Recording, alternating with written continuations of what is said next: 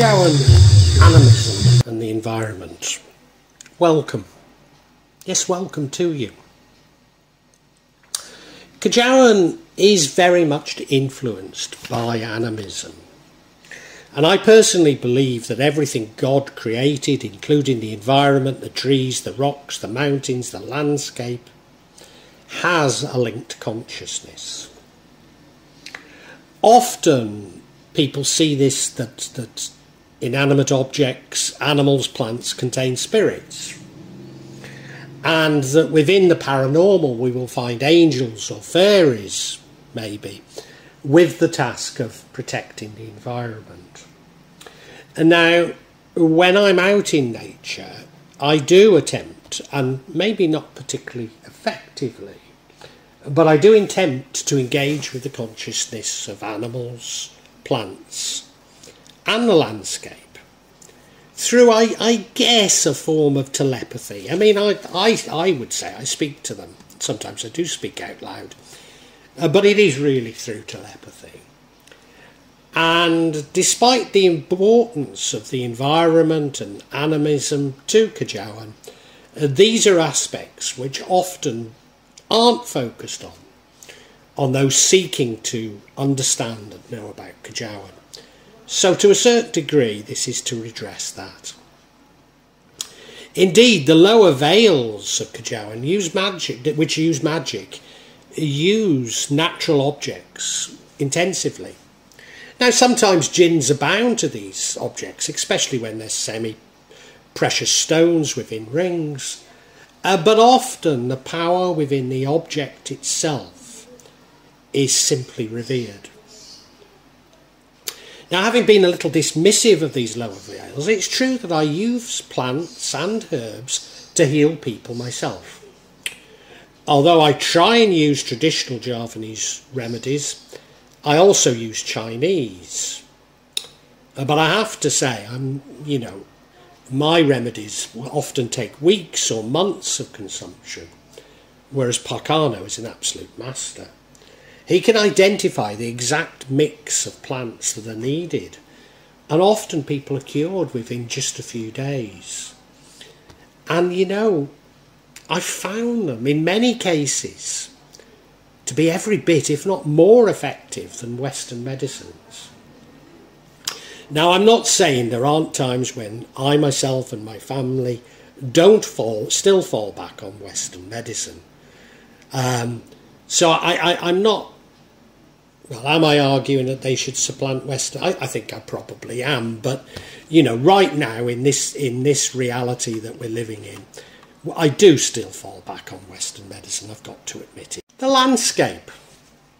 We are personally tied to landscapes, and particularly the landscapes where we were born. So in moving to Indonesia, I've dislocated myself from my natural landscape and environment. But I do find myself on a mountain range in southern Java, not unlike the Stiper Stones, where, well, if you don't argue I'm from, certainly it's where I identify with as being from. Certainly when we engage in what's known as ancestor worship, we find that they're tied to a particular landscape. And ancestor worship is not so much about our dead relatives as spiritualism is. Although, of course, I'm not arguing that this sort of spiritualism cannot bring great relief to those of us who are in mourning. Our ancestors appear to be linked in a sort of tribal structure, and linked in this tribal structure to particular landscapes. And understanding this is the key to ancestor worship. Indeed, when we engage with our ancestors, they're often preoccupied with wanting us to assist them in healing or saving a landscape. I see what we call karma as the universe seeking balance, but my wife calls it alam, which means nature. The universe isn't judging. It is not saying this is good or bad. So this is where it's different to karma. But it's simply seeking to rebalance itself often from man's actions. So however much we attempt to control the environment by technology, by magic, through greed, or as is so often the case with good intentions, it creates a reaction. And this is the main reason why I shun what most people see as magic, although equally there are many who would accuse me of sorcery. So when we experience things like earthquakes, volcanic eruptions, tsunamis, all highly prevalent in Indonesia, we see these as the earth seeking balance. Some argue that the earth is angry and that the spirits and ghosts are released, particularly from their graves during earthquakes. And, you know, I will use this as a metaphor, but I simply see it as the earth seeking balance. But it does seem to respond to man's intentions. So at times like these, when I can feel the benevolence, when I can feel the greed in the air, the earth seems to react. There seem to be more and more natural disasters. So it almost feels as though that nature or the universe is judging, but I personally think it's just about balance. Man's belief that he is God. Man has for a long time believed that he can control his environment. Maybe you could trace it back to the beginning of farming, but the belief that we can control the environment really took off with the Enlightenment. And I feel that we're now in great danger of destroying God's abundance. God provided us with plenty, with a means of sustaining ourselves on this earth, and therefore a way and a prescription on how we should live our lives. But certainly once we started farming and producing a surplus, it emerged that some individuals wanted to hoard this surplus. Now, this is my interpretation of events. It may have started much earlier, you know. A man may have come across a stream absolutely full of salmon and purposely overfished it so that they could hoard salmon. But of course, God gave us the fact that salmon will go off. I mean, maybe they could preserve it with salt or something like that. So maybe it happened before farming, but I'm not sure. And, do you know, I think it's a natural reaction, this hoarding, but I say it's natural, maybe it's not, but we're certainly conditioned to do it. So some of you may know that I've always been a great fan of what is known as Northern Soul. In fact, I was a DJ at Northern Soul all-nighters. At the heart of Northern Soul is collecting what are seen as rare records. To a certain degree, I shunned the rareness aspect of it. But nevertheless, we collect rare records. Very early on in the history of Northern Soul, some people started making what they call pressings. These are, because these records are rare and difficult to come by, they started making their own copies to sell to the soul community. And that is very much frowned upon in Northern Soul because of, you know, the artists don't get any money for it. But of course, if the records are that rare and nobody else is pressing them, the artists aren't getting the money, it's the record dealers. So I'm a little less scathing about it. And so when digital music started to come about, I used to start downloading, and this is without paying, I have to admit, but, you know, we're talking of records, whose ownership is probably obscure and certainly disputed. So as I say, I felt somewhat justified in doing it. I wasn't making money out of it, I was just putting them on my phone so I could listen to them. And I put loads and loads on my phone and on my computer and what have you. Hoarding them simply because they were there, because it was a commodity that in the past was something I valued, and now I saw it for free, so I wanted it all. But of course now we just go on the internet and listen to these records if we want to listen to them. I no longer have a record collection. I was going to say I sold it, but I left most of it with a supposed friend who's meant to be selling it and has made a right mess of doing it. But anyway, that doesn't matter. What I'm getting at is we don't need this hoarding once we realise there is God's bounty. It's my view that money developed to justify this hoarding. And along with it, the idea that it was acceptable to control some of God's resources. And of course, once we control some of God's resources, once there is hoarding, then scarcity creeps into the equation. Of course, we do exploit resources until the world can no longer replete them. But what I'm talking about is hoarding and man-made scarcity for profits. Indeed, businesses will always tend towards monopoly because that is profit maximisation. And that includes monopolies over resources. But the universe seeks balance. There's no scarcity. There's only those with bad intentions wanting to hoard the abundance from those who are on need. From these we've attempted to steal and control God's abundance. With globalisation, the land of the entire world is fast falling into the hands of a smaller and smaller group of people. So now we're seeing the hoarding of land itself. And a similar thing is happening to the world's water resources. We change the makeup of animals and plants through biotechnology, and we then believe that these are man-made rather than God-made, and therefore they can be patented. But of course the use of genetically modified foodstuffs in India has led to mass suicides of farmers in India. And far from condemning those who were responsible, we see it as progress. And now we patent diseases and their cures, and often these patents are in the hands of the same companies. Isn't health a right? Not another opportunity for the rich to steal from the poor?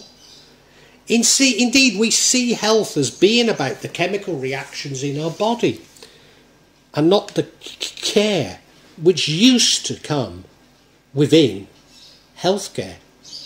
Although, of course, we now call it simply health. As a healer, I know it's less about the herbs that I use or anything I give to my patients, but encouraging them to heal themselves, albeit that I often have to pretend that I'm actually healing, as the concept that we heal ourselves is far too abstract from most of our patients.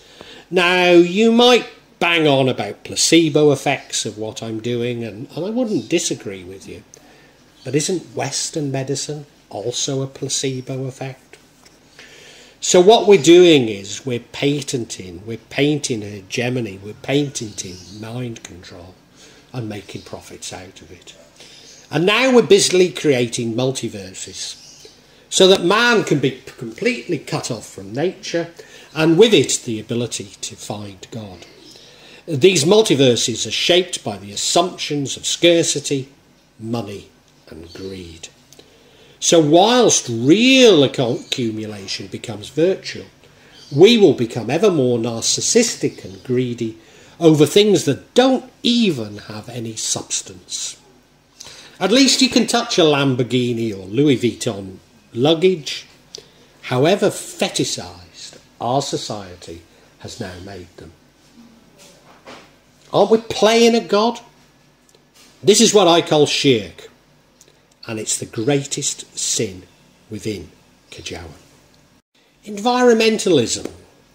Now, I'm often perceived to be an economist, largely because I've worked in what is considered economics. You know, I've built complex econometric models and applied them, particularly to skills and training. And I suppose I've always worked to a degree in economic development, or at least my specialism has been economic development. So when environmentalism first came on the scene, I was initially sceptical, not least as it was so difficult to square it with the prevailing models of economic development. And I have to add, I don't think that's really changed. We've just ignored it. But when I first started coming to Southeast Asia some 13 years ago, not only did I become convinced about the environmental movement, but developed a degree of expertise in environmental economics. But I have to say that maybe as a result of Kejawen, maybe as a result of me finding my light, I am refining my views. So is man overexploiting the environment? Definitely. Is man causing irreparable damage to the environment? Probably. Is the climate changing? Possibly. Is carbon the main cause of this change? Probably not. Now, I started to speak at universities across Southeast Asia and write articles, learned articles, on environmental economics. And this got me involved with environmental projects, but I quickly became very disillusioned. You see, I'd spotted that the solutions needed to be community-based. So if we take, for the example, places without electricity, if local communities build their own means of creating and generating electricity, they also regulate their electricity consumption to fit the production. But the actual solutions that came about were completely top-down. Not only reinforcing existing power relations, but enhancing them.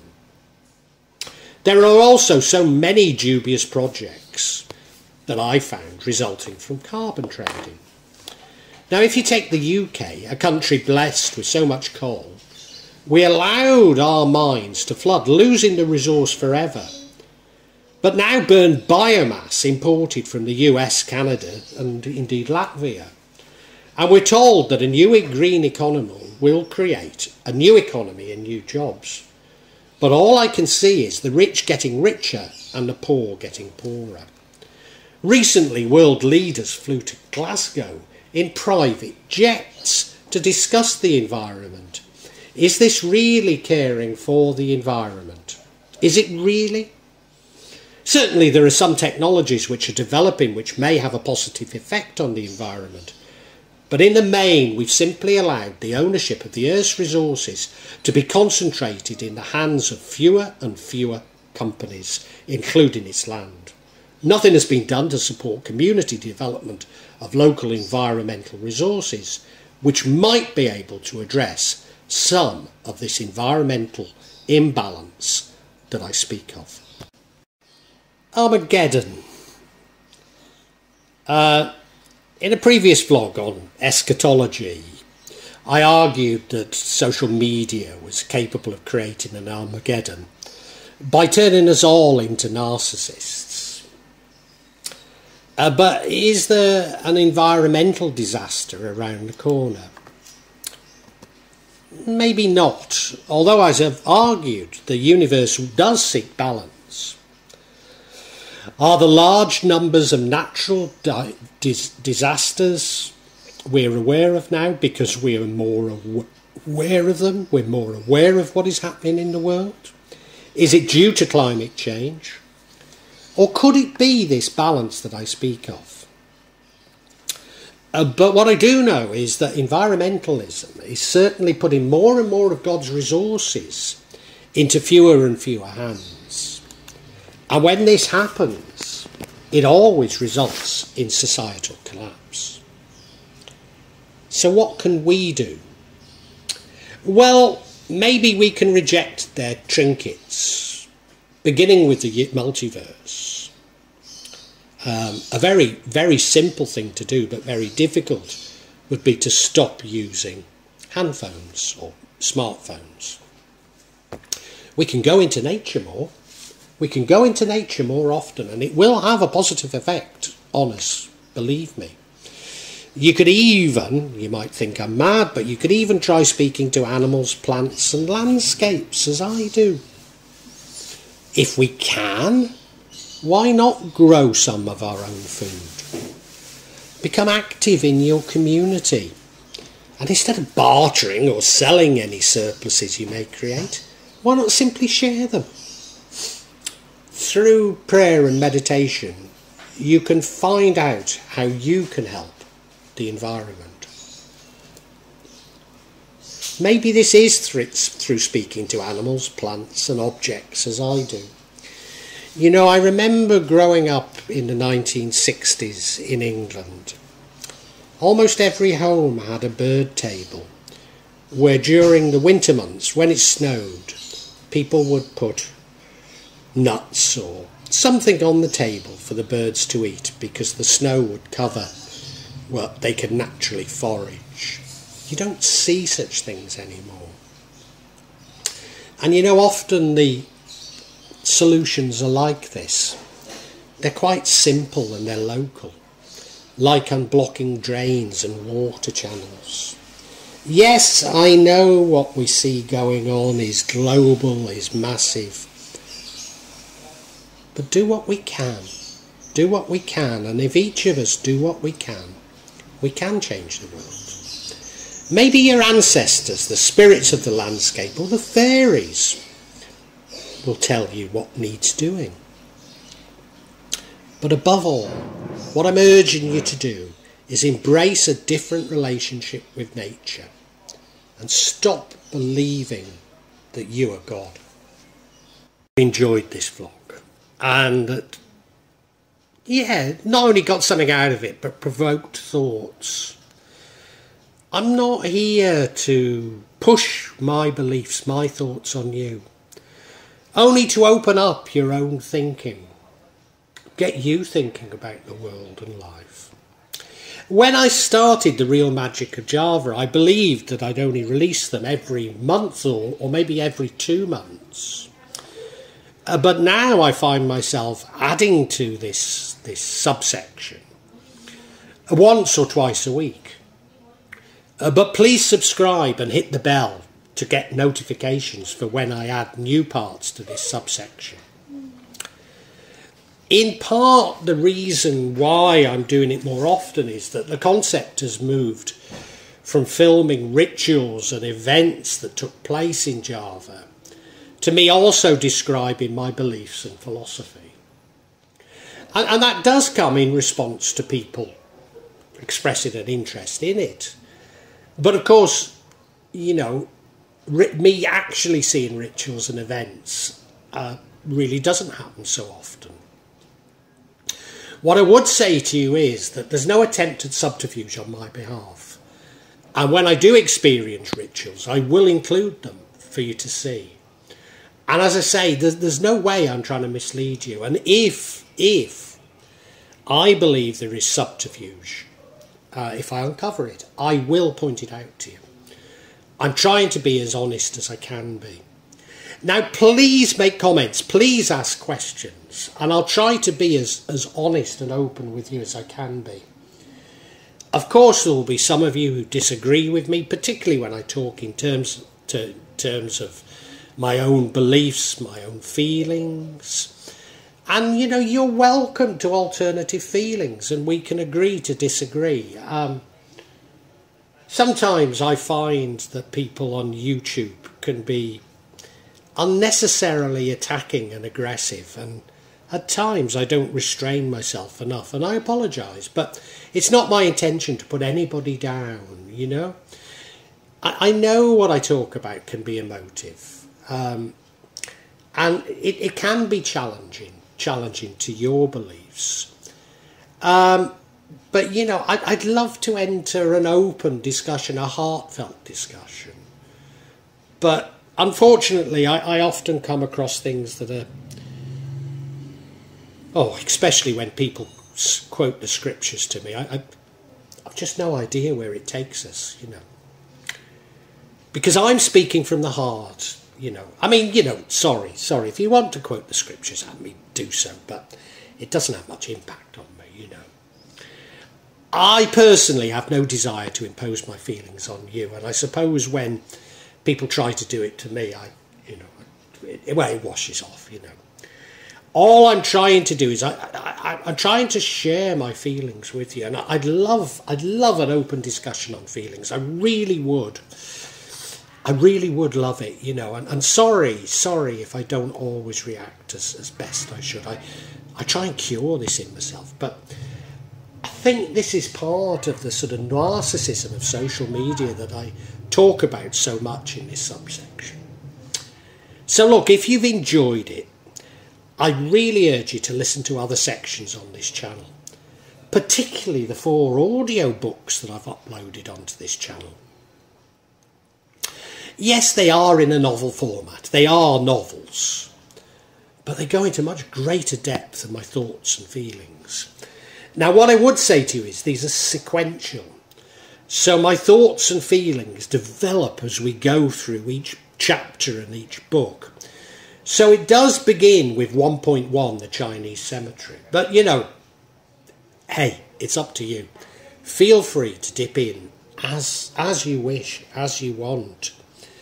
And, really heartfelt thanks for listening to this. And I really want to say a great big thank you, and God bless you.